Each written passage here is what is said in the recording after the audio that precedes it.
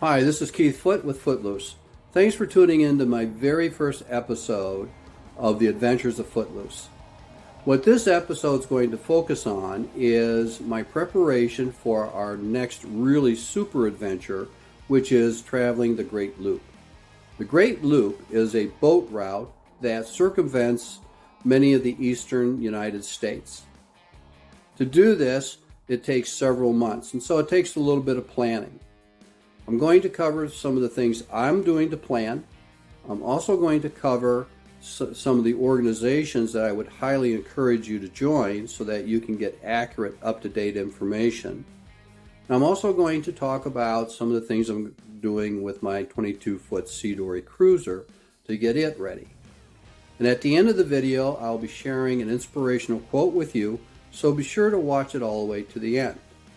And if you like what you see, please be sure to subscribe and like the video, and also click that little balloon thing so that every time I upload a video you get notified.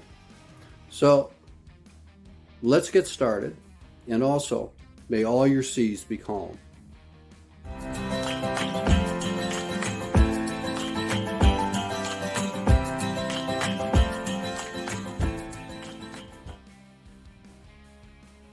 Here's my planning table, formerly my pull table, but right now I need space to do a little bit of planning. One of the things I keep hearing quite a bit about when I do my research is don't get hung up on keeping a real straight or strict timeline, because this is boating and weather is really going to depend on whether or not you go or whether or not you stay. Two of the organizations that have been most helpful to me getting things organized and learning what I need is the America's Great Loop Cruise Association. I highly recommend that you join this organization if it's something you're thinking of doing. And the other group that is a wealth of information is the Sea Brats. And below in the information section, I will give links to both of these organizations. Now, the Great Loop technically starts in Chicago, but I'm going to start my adventure in Hudson, New York. And I'm going to go down along the Erie Canal and down through Lake Erie and then Lake Huron over to Lake Michigan, down through Chicago. And I'm going to cut a little bit east towards Tennessee, and I might just go over to Chattanooga. I've got some relatives over there, down into the Gulf of Mexico. Of course, I haven't really decided yet whether or not we're going to cut across Florida or go down through the Keys. All that's going to be weather dependent, because everything that you do here is weather dependent. Now, I work well with having some type of a theme. And so one of the things that I am doing is lately I have been collecting the U.S. national parks. When my two boys were growing up, I got them passports for all the national parks, and I didn't get one for myself. And so I bought one for myself a couple of years ago, and I've been working my way through the national parks. And so this is what I'm going to do going through the Great Loop, is hitting some of these national parks that are along the route. And there's quite a few of them. And so I'll also have links for the National Park Service, as well as links to the individual parks that I visit. So this is part of the planning that I'm doing. Welcome to Footloose's home. Well, we're getting ready for our trip for the Great Loop. It's currently early October 2022.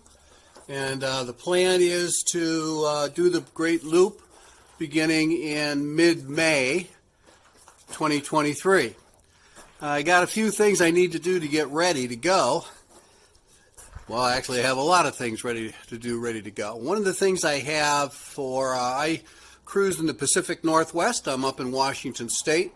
And currently for my runabout, I've been using this photo boat, which is good, serves its purpose, but I'm not sure if it's going to work really well for the Grand Loop, mostly because a single person getting it up above on the racks, pretty much impossible. So I might be looking at other alternatives. The other thing I want to look at is my anchor. I'm not sure if I have a large enough anchor to really sink into some of that mud that's out there that I've been reading about. The other thing, I need to mount my spare tire on my new trailer. I'm going to mount it right here so that the tire is just right in this area here. That's about the best spot for it. And a couple other things I need to do to get ready to go is, of course, she needs a good cleaning. You know, I got to give her a good wax. This is, by the way, it's a 2007 Sea Dory, 22-foot cruiser. I purchased this back in 2007, and we've had some really good adventures with it.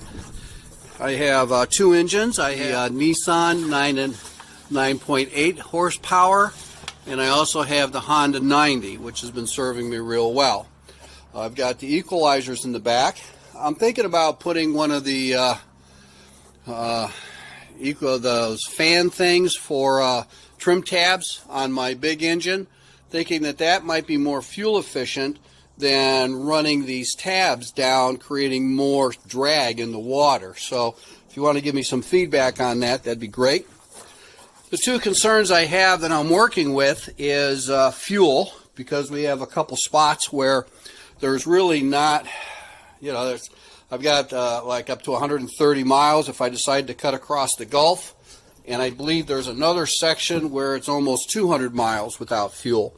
And so right now I have two 23-gallon tanks for a total of 46 gallons, and I don't think that's going to be enough. So right now I've been reading up on the different configurations people are using to haul extra fuel. And so the electronics, I have a Garmin that works really well out here in the Pacific Northwest. I'll also get a couple of the other types of things, other apps involved with navigation. And probably I've already downloaded a couple of the weather things. And so anyways, this is Footloose, getting ready for our grand adventure.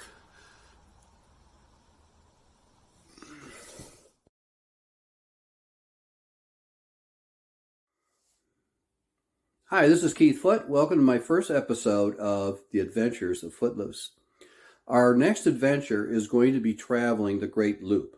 The Great Loop is a boat route circumventing around the east.